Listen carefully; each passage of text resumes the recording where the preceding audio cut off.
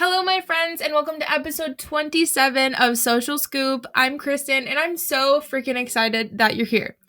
Imagine what it would be like to be surrounded by 300 plus creators in a safe space where you can ask questions, network, and be a resource to your peers just as they will be for you.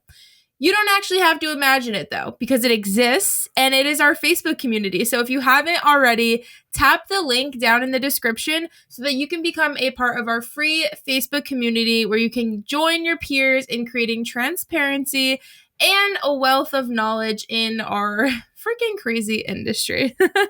We actually don't have a ton of news today, but I wanted to give you the top few things that I think are important for you to know in our world of social media. So first, we have Instagram. They are officially testing 90-second reels.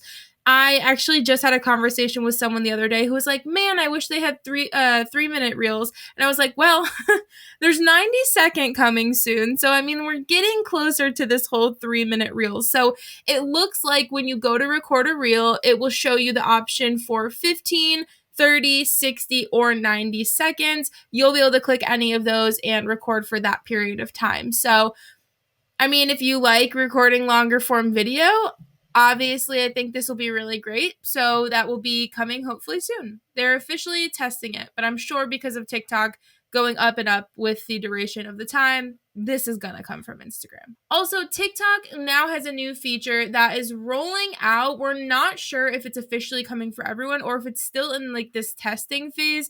TikTok actually hasn't released any specifics on what kind of phase they're in with this, but I've heard from quite a few people that they have this. So my assumption is that a lot of people are starting to get it. Whether it stays is, something we'll have to find out with time. But basically, you will be able to see who has viewed your TikTok profile. So this is not a setting that's for everyone. I'll tell you that right up front. On their support page, it says that the feature is only available to users who are above the age of 16 and who have 5,000 or less followers. So if you have more than 5,000 followers, you're not even going to get this. I'm not sure exactly why that is. I don't know how they picked the number. But essentially, if you do right now have less than 5,000 followers, you can actually go see if you have this feature. When you're on your TikTok, you go to your profile. Up in that top right hand corner, you hit the little, I guess it's called the hamburger menu with the 3 little lines. I just learned that recently and I was like, why have I never known this? The hamburger menu, though. Then from there, you go to settings and privacy. Then in privacy, you'll see profile views and you can toggle that on or off. It is set to off as a default, but once it's on, you'll see basically a little eye up in the corner of your profile that you can click on to see who has viewed your profile. I don't know if knowing who has viewed my profile is something I necessarily would want to see. However, someone in my coaching group actually did bring up a great point, is that if you do have this feature, you can use it to see who's looking at your profile and maybe start interacting with those people. So I actually love it from that perspective. So if you do have fewer than 5,000 followers, I suggest using it strictly for that purpose. Don't get caught up on looking through it like we all look through our Instagram stories to see who views them. I think this could be actually a really interesting use when it comes to actual business. So I also wanted to ask you, what are you doing Tuesday, May 10th at 4 p.m. Eastern Standard Time? Because if it's nothing, I have something that you're going to do now.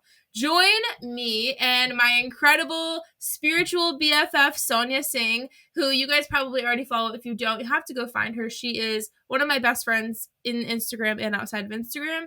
And basically, the two of us are going to be speaking with the team at Descript, which is a podcast editing platform. But we're going to be talking all about how to build community around your content. So if you're a creator who is basically looking to understand how to create a more loyal, engaged community on your social media platforms, this is something we're going to be talking about in this little seminar. So I'm really excited. It's free to register. The link to register is going to be in the description below for you. So feel free to join us at that event, and I hope to see you there.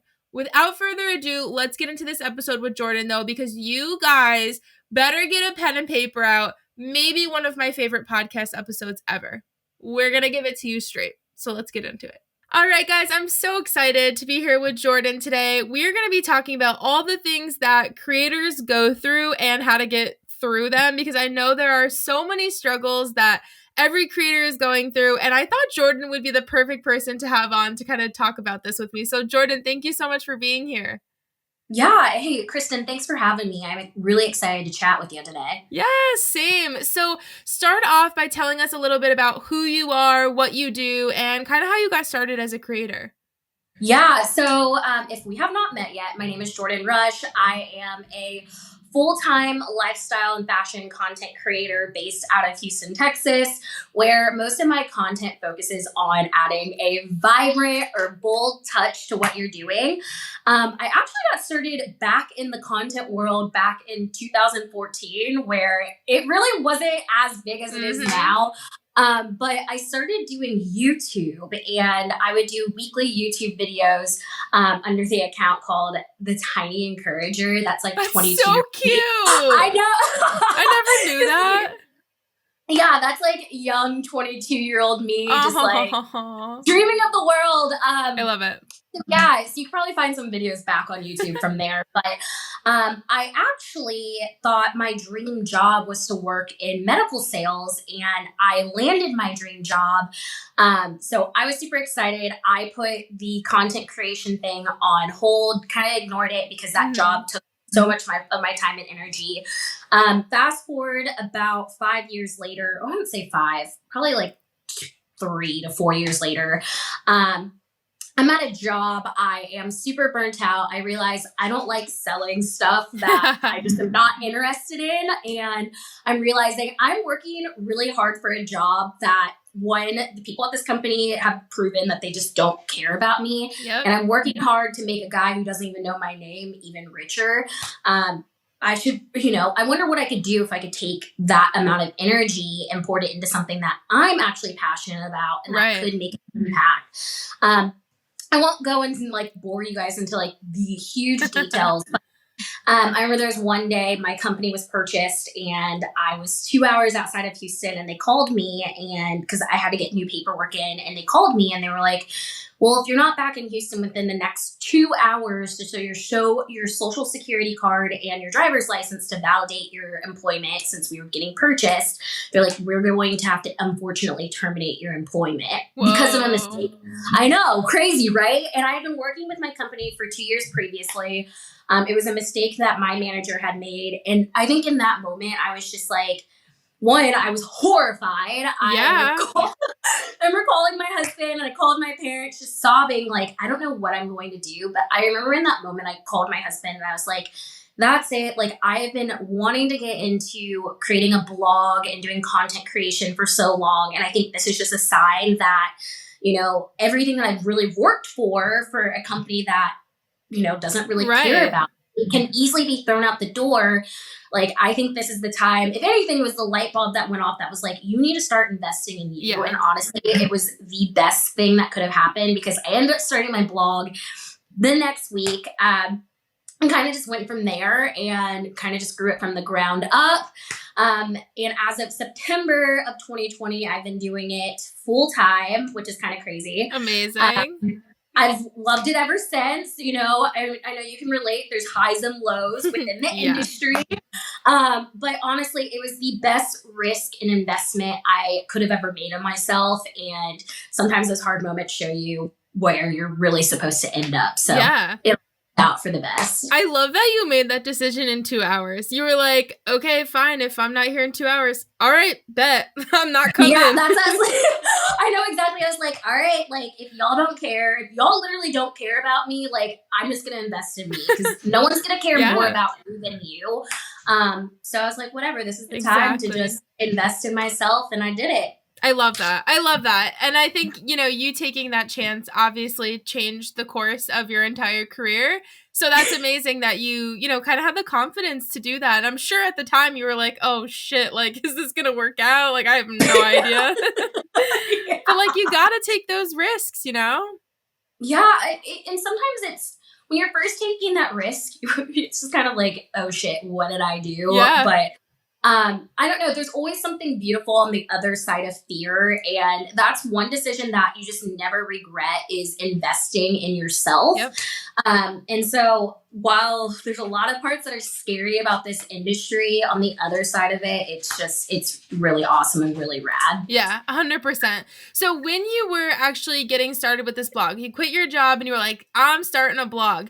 How did you know kind of like what your niche is or like who you were as a creator? I feel like this is kind of diving into these things of things that every creator goes through that are difficult to go through, figuring out who you are as a creator, what is your purpose is probably the hardest part of everything that we do. So, how did you get through that for your blog? And is it the same for your blog as kind of what you do now? Like, how did that whole thing work out for you?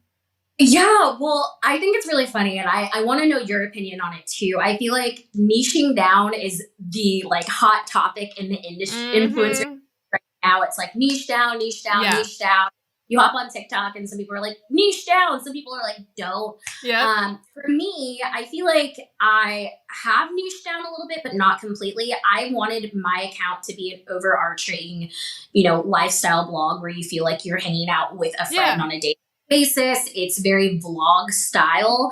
But what really inspired me to start my account as well was I felt as though there weren't a lot of, especially at that time, there weren't a ton of people that looked like me in the industry. And Yeah. sometimes when you feel like there isn't a space or there's not a lot of people that look like you, sometimes you have to be willing to create that space yourself and Right. kind of figure it out as you go. And from when I started my blog, man, 4 years ago to where we're at now, it's definitely evolved. There's parts of it that are still the same. Like I still, if you don't know, I'm 4'10", so I'm definitely on the petite side. So I still share, fashion that's related to petite fashion. I still share colorful stuff. I still share lifestyle stuff. So Right. it has evolved. I wouldn't say it's completely niched down, but it's worked for my audience. And I think it's kind of created a healthy community for me because from what I've seen from my audience as well, they like getting both fashion and the lifestyle side Yeah. of things as well. So it's kind of evolved to what it needs to be. Exactly. Yeah. I think you make a great point of like it's just so difficult to like niche down. First of all, where did this term niche down even come from? Like what does that Okay. I feel like I have a whole rant. I could go on about that. I'm not gonna go there. But the idea of niching down is so weird because like we're humans and we love so many different things. We're passionate about so many different things. How are we supposed to pick two topics and only talk about those two topics? It's impossible. So Exactly. like I try and have my students like when we're trying to figure this out because I think you do have to have like specific things that you talk about that people are going to like come back for, or even just specific like identifying factors. Like for you that could definitely be color, vibrancy, positivity. Those are all things that your audience comes to you for. That doesn't mean you can't talk about business or fashion or whatever. Like you just kind of can intertwine all of those topics that you love into your color and your, positivity and things like that. So I feel like it almost comes down to more not necessarily like what is my niche, what is the one word that describes me, but like more of what is my mission, what is my purpose here. Exactly. And I'm sure you have a very specific mission about, like a purpose behind your page. Exactly. And I think that's the core of it too, is that again, there's accounts that I go to that are extremely niche down that I'm like, I know I Oh can go to yeah. this person for this exact thing. But I feel like at the core of all of my content, you will find the foundation of either color, joy, inspiration. But it kind of branches off into different niches or different categories or subcategories that I have always shared and I love to share, and my audience can count on me to share as well. Exactly. Like for anyone listening who's like, I don't know what my niche is, I don't have a niche, I don't think you necessarily need one. I think you just need to, like Jordyn said, have this foundation of why you're doing it. And your content, I feel like almost organically just kind of falls into that, whether it's one of your primary content pillars, kind of secondary content pillar, whatever it is, I think they all come back to that foundation or that mission of like why you're there creating content for people. And that's good enough. Like it doesn't have to be more than that. Exactly. Exactly. I think sometimes it's like, if the wheel's not broken, or like, Yeah. I don't know what that saying is. If it ain't like, broke, don't fix it. Exactly. However it goes.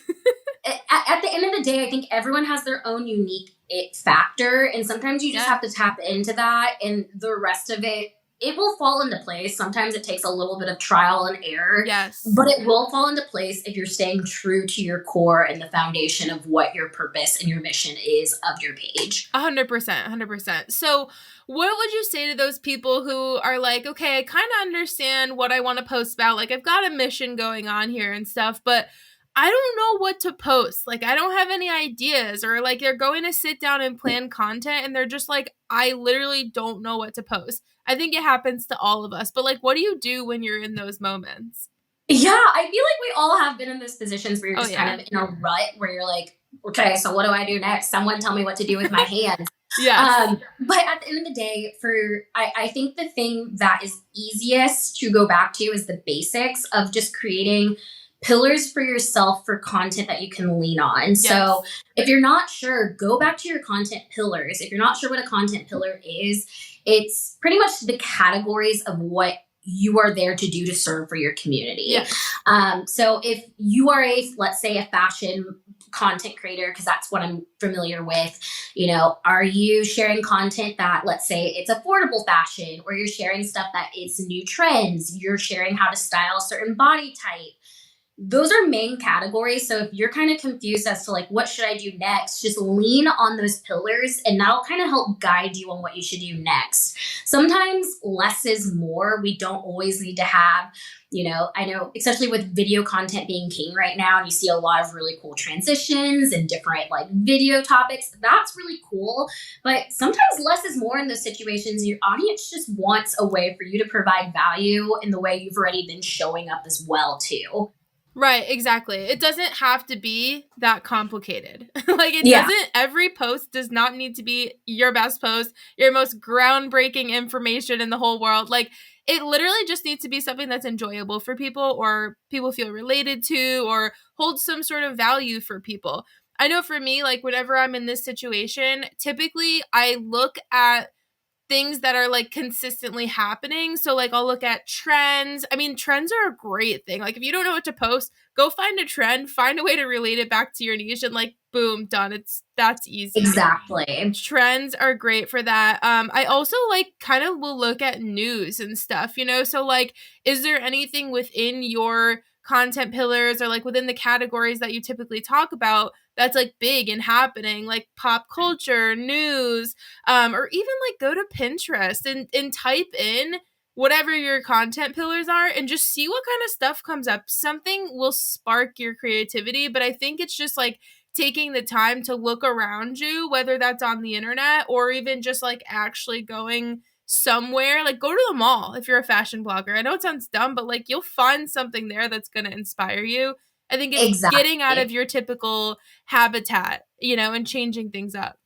Well, something that's really easy to lean on as well are holidays and seasons. Yes. I mean, that's something, what's nice about that content is sometimes it's reusable throughout the year. So you could go and pick up that content and just repost it for the years to come. Yes. But it's relatable. It's something that your audience can relate to now in the moment. So sometimes it does take a moment for you to sit down and be creative. I think that's something that this is a job where you are unique in your creativity, and sometimes it does take a little bit of brainstorming. So like you said, going to Pinterest and maybe like pinning some things that inspire you and putting your own twist to it, and seeing maybe if your audience responds to that, or how you felt about that.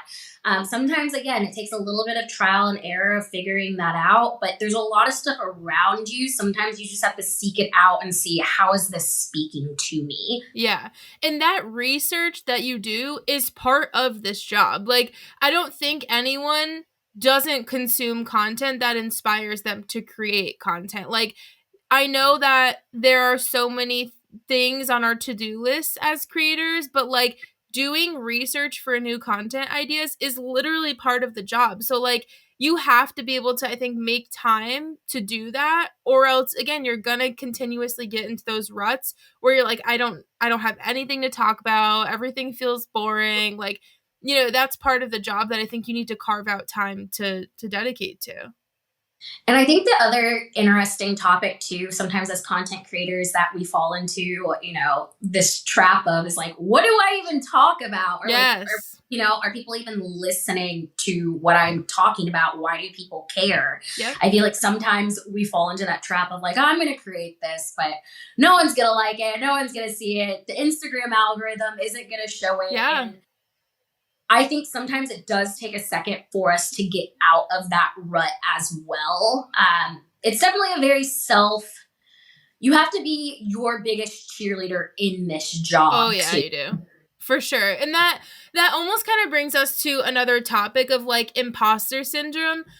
I think literally I've talked about this on this podcast 1,000 times because I think it's so important to like drill it into people's minds that everyone goes through it. Like, I do not care how many followers you have. I don't care how long you've been doing this, how incredible of a creator you are. There are absolutely days where every single creator feels it. So like, do you have kind of things that you typically do or tell yourself when you are kind of feeling that imposter syndrome, like everyone is growing faster than me, no one cares what I have to say? Like, yeah, so first and foremost, I have also like struggled with imposter syndrome. There are days where I look up and I'm like, why am I even doing this? Like, I suck at this job. Like, everyone's like growing so much more quickly. Like, I'm trying to pour my heart out and it's just not going anywhere. And there are moments where I feel like we're all our toughest critics, and I have to sit down and remind myself that no one's going to believe in me if I don't believe in myself. So sometimes I just let myself have the pity party for a moment, get it out of my system, and then I have to look at myself and say, no one's going to do this for you, so you have to do it for yourself. And then I look back and I'm like, Jordyn, you're saying no one's showing up and no one likes your content and no one's here, but yet you've built a community that shows up for you. You have people that show up for you every single day, even if it's a different varying amount of people, or like, let's say the algorithm is out against you that day. There are still people that are actively seeking out your content. And I have to stop and remind myself that those people are here for the mission of the Your Pal Jordyn page, which is positivity, joy, vibrancy, and I at least owe it to them. And sometimes I have to really break it down to be like, Jordyn, just show up for the one. And to me, I think that's what really makes a difference for me, is showing up for that one person. Because at the end of the day, I think that's what the heart of social media is about, is making an impact on our community. And even if it is just one person, that's one life that's changed. And so I think that's kind of what's interesting about our jobs, is that there's that gray line between it's a business as well as the social, emotional, mental, spiritual impact that our content has on people. Right. And sometimes that gray line can get blurry a little bit. And I think sometimes a beautiful blend is kind of like a blend of both. So sometimes I have to get out of business mindset, Jordyn, of like, I could be doing this better, or someone's excelling more than me, and stop comparing myself to what other people are doing, to remind myself there are a community of people that are here for me. And I still need to show up for them as well too. And that kind of reignites and refuels that, mission as well. But something that also sorry, I'm like super chatty Kathy. It's fine, girl. This is what we're here for.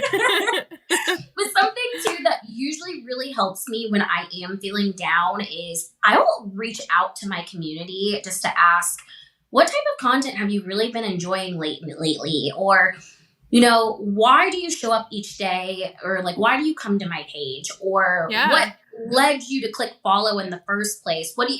Sometimes that's just a reminder of what people are enjoying and what they see and why they're there. And sometimes that's a nice just little reminder of like, okay, yeah, we got this. Back to the mission. Let's go. Yeah, 100%. I literally, as you were talking, I was writing things down because I had so many things that I absolutely agreed on. Like, first of all, this idea of like tapping back into those people that are there to support you and like are your kind of like A-team almost, like the people that are just always there. They're awesome. Like you can really count on them. anytime I get a screenshot or like anytime I get a message from any of those people that are like, oh my gosh, listen to your podcast, I absolutely love it. Oh my gosh, love this post. I went and bought this and it's like my new favorite product ever. Anytime I get a message like that from people, I literally screenshot it and I have a folder of just like positive messages.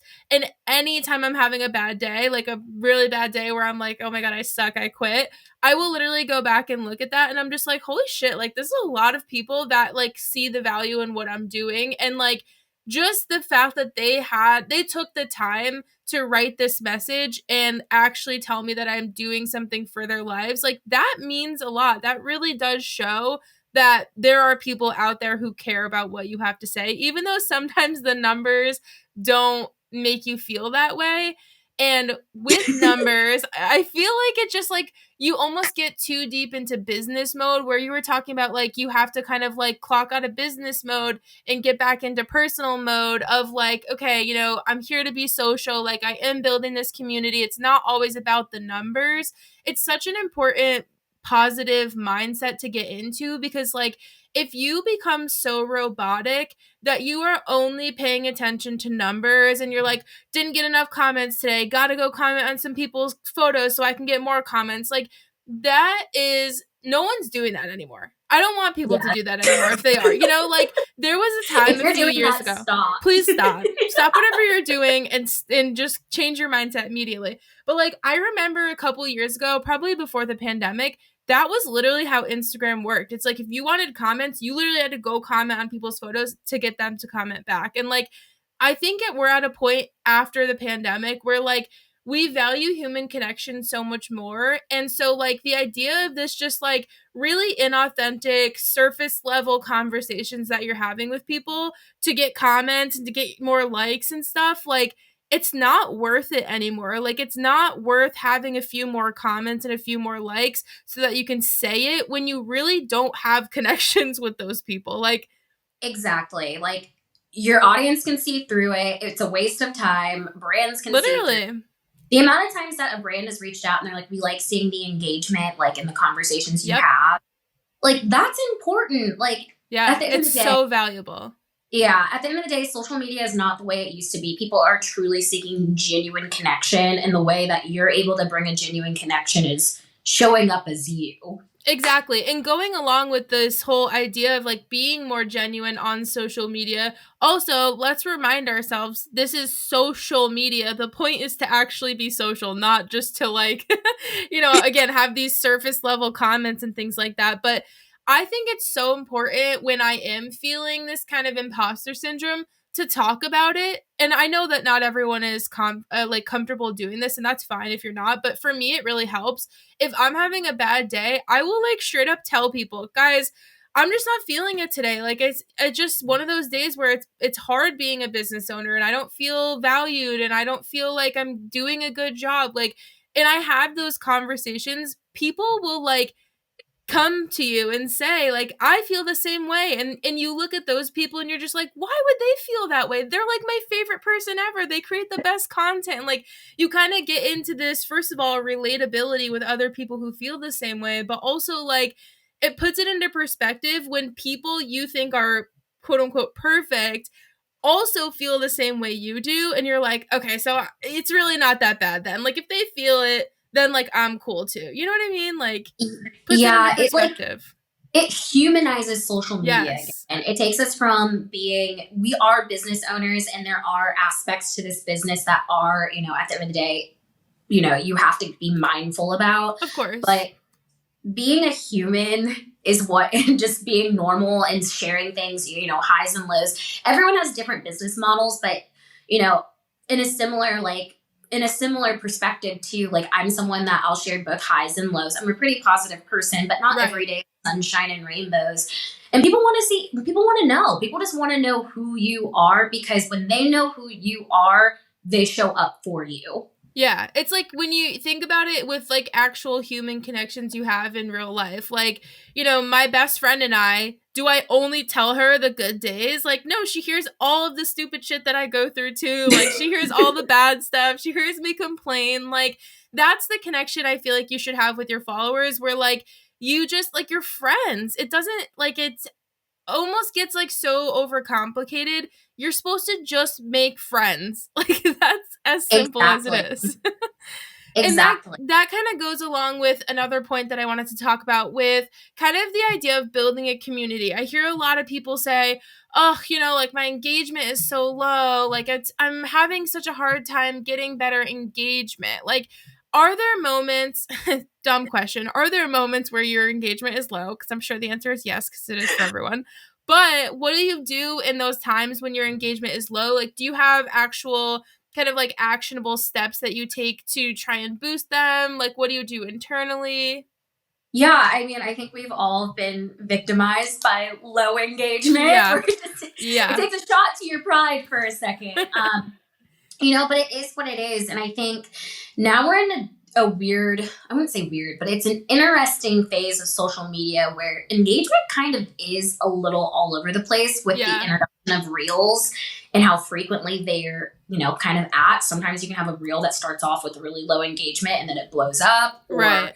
it's a multitude of different things. But when I'm noticing I'm having low engagement, instead of looking at, the algorithm, I take a look at me and I try to see, is this a post or is this something that's more so for me or is it really for my audience and something for them to enjoy? Right. Is it something about the imagery? Is it something that they didn't connect with?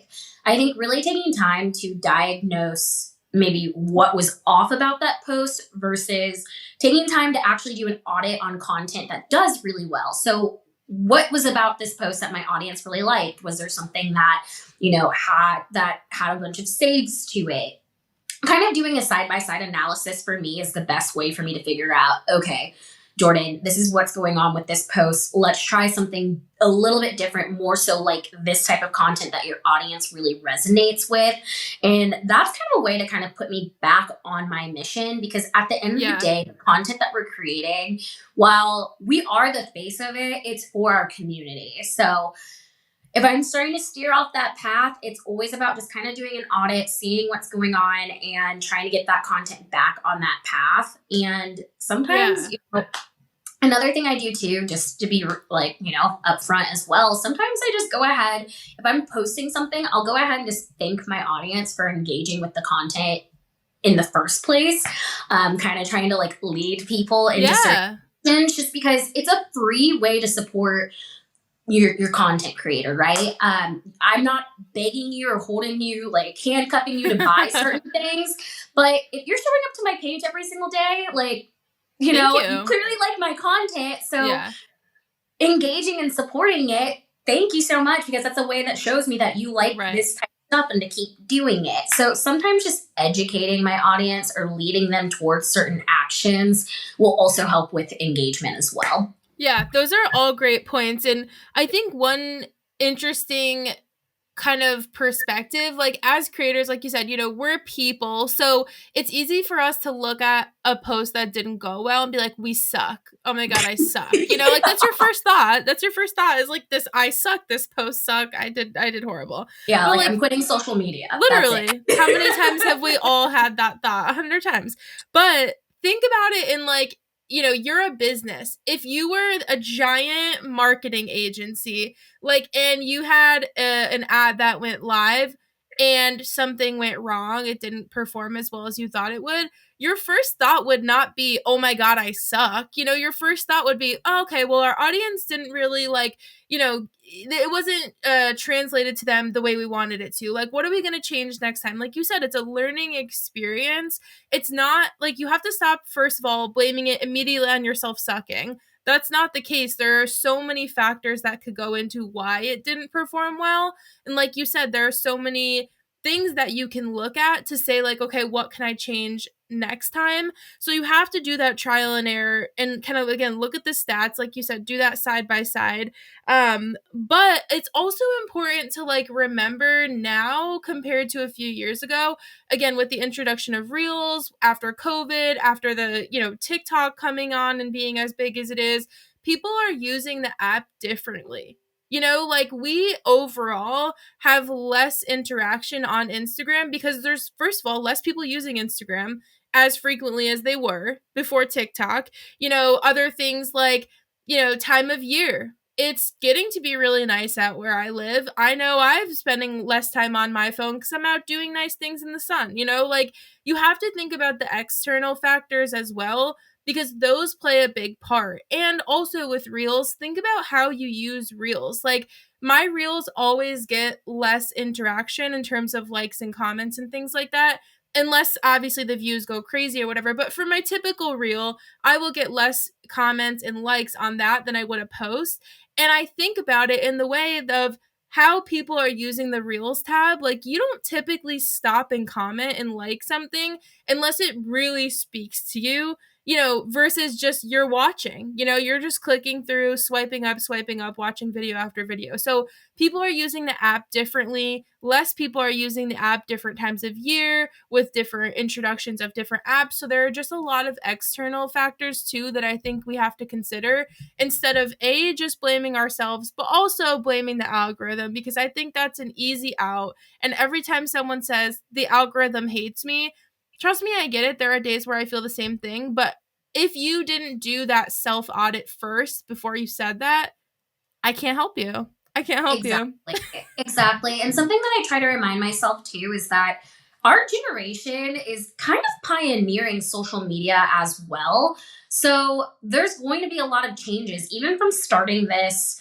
I even remember being back on YouTube in 2014 and restarting my blog back in 2018. So much has changed with social media. Oh, yeah. And so that is part of this job as well, is you have to adapt with it. And sometimes things may work while you're changing with it. Sometimes things might not work, but wouldn't life be pretty boring if we got it right every single time? I mean, it would be easier. That's a really good point, honestly. That's a good point, though. It would be kind of boring. You do the same thing. It performs the same. You have the same people. Okay, great. There's no... where's the personal growth there? So it sucks sometimes to be my stuff's not doing good. But at the end of the day, if you're not growing, then what are we doing, right? I mean, granted, growth looks different for every single person, but at the end of the day, we're gonna have highs and lows, and it's about navigating it and pulling yourself up regardless and showing up to do it. Yeah, 100%. Also, to kind of move on from engagement and talk a little bit about actual growth on the social platforms, that's another thing that I think a lot of creators go through, is just it's so hard to grow. You hear this from a lot of people, I'm sure. So what do you tell those people that say, oh, Jordyn, I'm just having such a hard time growing? Yeah, I mean, I'm with you too. So I just transparently, yep. It is, I'm a very direct person, so I'm just going to say what I've seen and kind of my research behind things. It has been, or what I've noticed, it is easier to grow when you niche down. And I will say that, it is what it is. But at the end of the day, if I feel like I'm still providing value in a way, I'm not going to be forced into a certain niche if I don't feel like it. Right. But in terms of growth, I feel like there's a few different ways you can look at it. When I'm not growing numerically the way I want to, and at the end of the day, I'm just going to call it what it is. Growth is important to a certain extent. You want your business to grow. That's a sign of a healthy business. But is your business growing in a different way as well? If I'm not growing or seeing the growth that I want on, let's say, Instagram, is there another area where I can grow as well? Maybe I am investing more time in TikTok, or I'm investing more time into Pinterest, or, I am setting up a standard operating procedure where I am able to push out more valuable content for my audience. Am I growing? And I know affiliate's another side, I'm growing there. So while I know at the end of the day, it's, I want my account to grow, I want my account to grow, I want my account to grow. For me, I'm trying to focus on, my account might not be growing at the pace that I want it to be, but is my account healthy?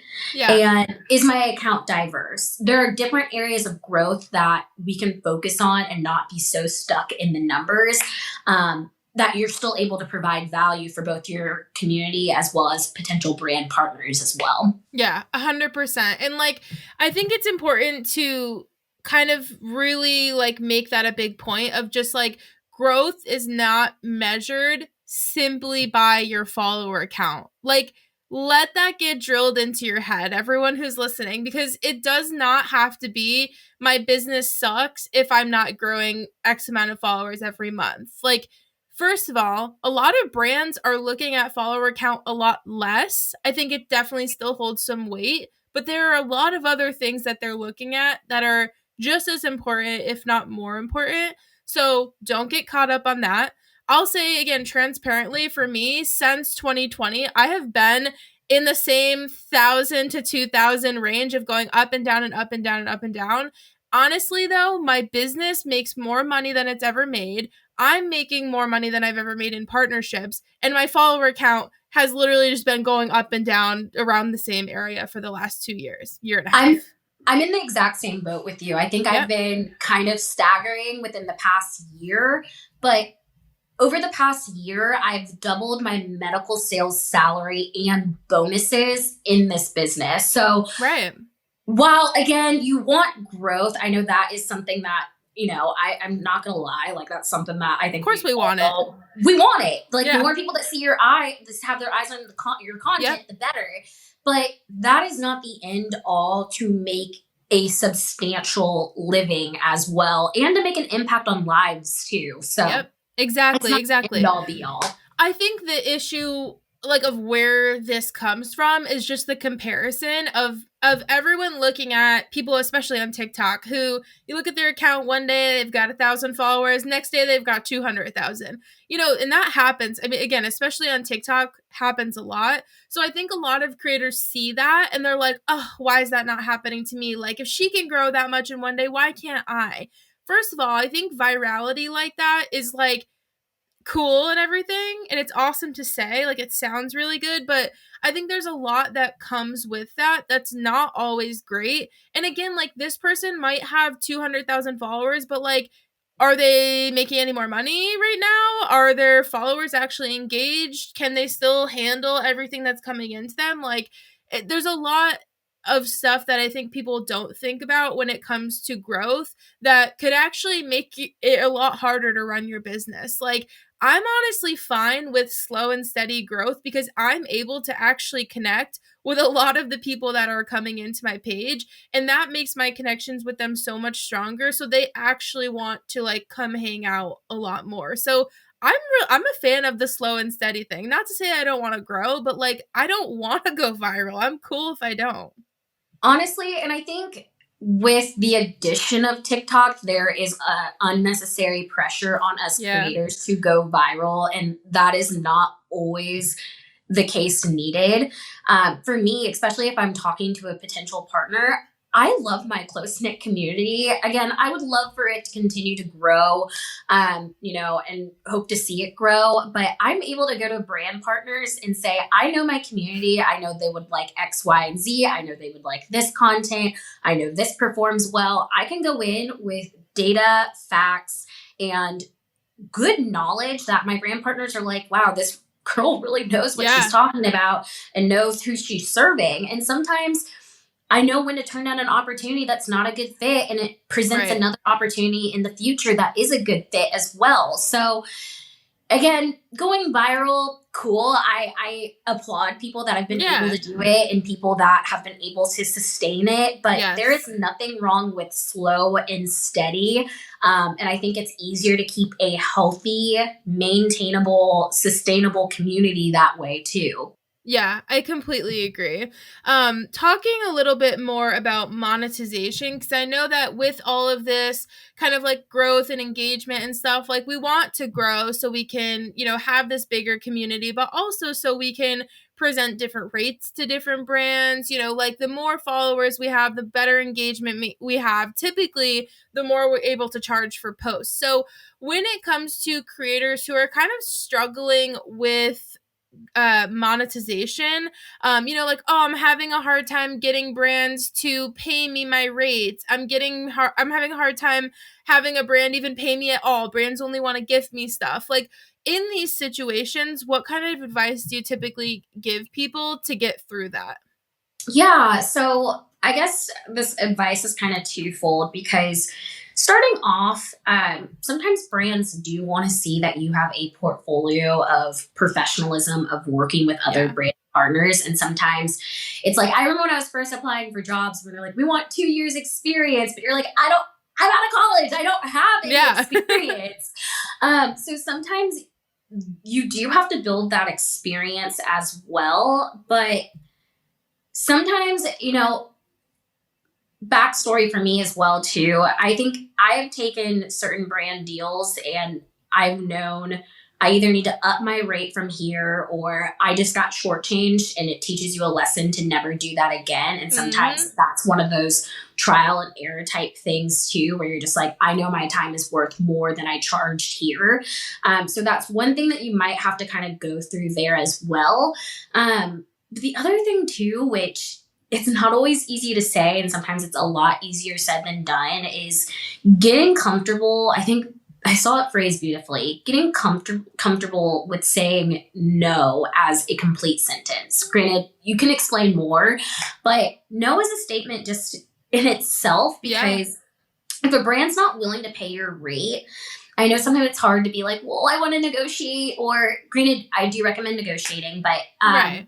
To a point. if a brand, to a point, right? To a point where you're comfortable with it. But if a brand says no, sometimes you have to be okay with saying no as well, because it's a two-way street. If you're taking on work that either takes advantage of your work or it takes, too much time and not the appropriate compensation for it, how well are you really going to be doing that job anyway? That's my mindset. Like, when I'm working with a brand partner who's met me at my rate, aren't you just so excited to create that content and your creativity's flowing? Like, your best work. Yeah, that is like chef's kiss right there. But when you're working on a project where you know you're being underpaid on it, it already puts kind of like a stink into the project as well. And I hate that, because it's not doing me it's doing me a disservice. It's doing the brand a disservice, and it's doing my audience a disservice. So right. At the end of the day, again, easier said than done to say no at times, but it pays off in the long run for you to say no to opportunities that just aren't a good fit. And sometimes those brands too, like if they really want to work with you, they will find a way to make it happen. Literally 100%. I can't tell you how many times I've been like, sorry, not going to work out. And then they come back a couple days later and they're like, hey, we talked to our manager and guess what? We miraculously found a budget. Literally, like, where did you find it? Was it hiding in your couch cushions? Like, I'm sorry, what? Did it just fall out of the sky for Literally. you? Exactly. But I will say, like, I can't even tell you how many times, especially when I was just getting into monetizing, that I took on brand deals that were paying me not even close to enough money, that I just, like, every moment that I was shooting that campaign, I was like, why did I do this? Why did I do this? Why did I do this? And it's always the ones that are like that end up being the most work and the most, like, annoying shoot ever, and, like, the most annoying to edit. And you literally, the whole time, you're just like, I'm never going to do that again. Exactly. Or at least literally, that's been mine experience. Literally, the entire lifespan of that collaboration, you're just kind of like, why did I hate do this? Why did I do this? Why did I do this? And then I'm like, wait a second. No one's making you do this but you. Like, you are your own boss. So stop taking on work that you're not excited about, or work that is not appropriately compensated for your time and effort. Exactly. I mean, and you think about any other job out there, like with your medical sales, a job that you used to have, like, would you have been like, sure, I'll do it for $15,000 a year? Like, what, you can't even pay nearly your mortgage with that, like, but what's the difference between that and a creator saying, sure, I'll do $500 worth of work for $100? Like, but no one looks at it that way. Like, No. And it's so hard for new creators to see their value. It breaks my heart, but I was in the same boat before. That's just like, when you're new, you don't want to say no to opportunities because you're just like, oh my gosh, someone wants to talk to me. Someone wants to pay me $50. Like, this is amazing, Like, but at the same time, like, you have to take a step back away from that excitement and ask yourself, is all of the work I'm gonna have to do worth $50? The answer is probably no. And then at the end of the day, you're probably going to get taxed on this too. So Literally. that's my mindset as well. It's just that, if I'm not excited about it to some capacity, it's just Right. not a good fit. So Exactly. I think the other thing too to think about, kind of last note on monetization, when people are like, oh, this brand wouldn't pay me, this brand only wanted to give me gifted partnerships, whatever it is, like, instead of being like, ugh, that brand sucks, because like everyone kind of like, when they're in that situation, I feel like you immediately like, oh, that brand was so rude. They wouldn't give you, like, they kind of like think it's like a harsh interaction, I guess.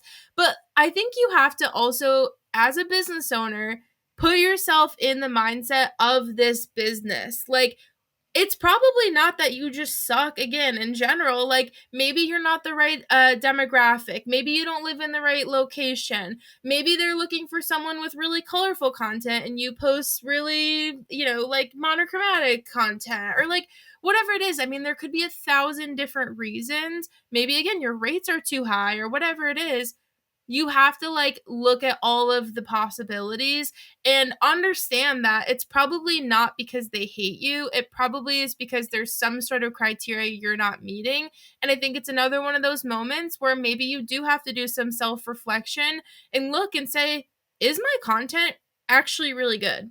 Like, exactly. is it good enough that someone should pay me thousands of dollars for? Seriously, if you are in a marketing job, would you pay this person thousands of dollars to create this sort of imagery? Like, I mean, and that for me, I think that was my light bulb moment when I was like, Jordyn, like you should probably invest in a camera. Granted, you can get along in the social media space without a nice camera, but for me, I was like, I would love for brands to continue to buy my content, which that's another way to make money. And they want content that's crisp and clear and high quality. So to do that, I need to start learning a little bit more about a camera. At the end of the day, it's 2022. Brands have budgets for influencers. It's a part of marketing budgets. It is what it is. It's how do I set myself up as a partner to these brands to verify the worth that I know my value. So how do I set myself up as a strategic partner? Because it's not just about, I'm going to create an image and then post it and then we're done. Like there's a lot of other things that go into it. And setting yourself up as a partner that you're like, I'm looking out for your best interest as well as my audience's best interest. So we can marry these together and create something beautiful.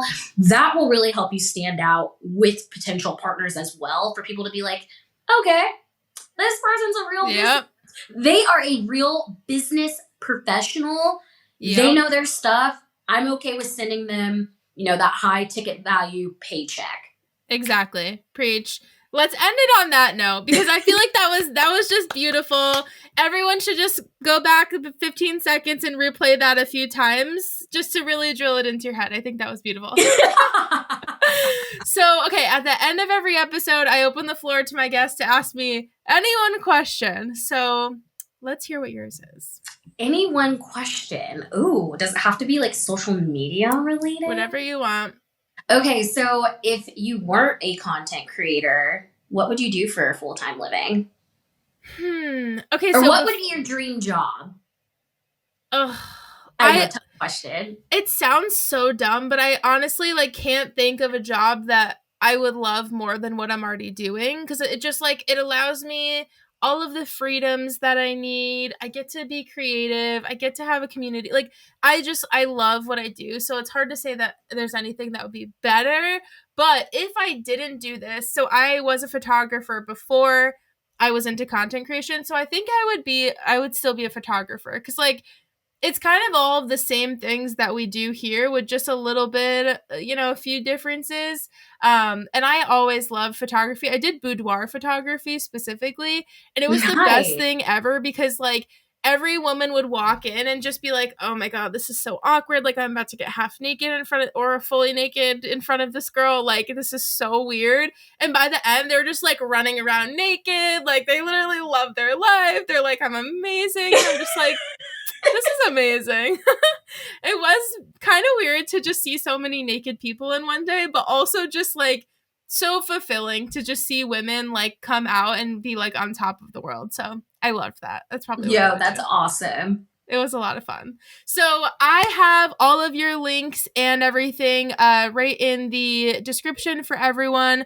You also have a coaching program too. Do you want to give us the quick rundown? Yeah, so my friend Dre and I, her account is at Time of Dre. I don't know if I even listed my account as well, but you can find me at your pal Jordyn. Jordyn spelled with a Y too. Yes. So we created a course called Creator Camp, and it is a 10-week course for anyone that is interested in getting into the creator space that may need a little bit of help navigating as well. Dre is taking on more so of the coaching side. That is her expertise. And then I'm coming in from the lifestyle side as well. So you have two different perspectives kind Love of that. blending together to help create a happy blend of getting you to where you need to be. So we are about to kick off our second round of Creator Camp. I think I may have sent you a link, Kristen, but Yeah. I'll send you another one as well too. So if you are interested, we only have a few seats left to the course, so we would love to have you join. And if you do have any questions, you can always just shoot them my way on Instagram too. Amazing. Yay. All right. Well, thank you so much for being here. I hope every creator who's listening felt heard this conversation, but also got a lot of good tips on how to get through all of these struggles that we all go through. So thank you so much for being here, Jordyn. Of course. Thanks, Kristen. It's been a blast, and hope we get to chat again here soon.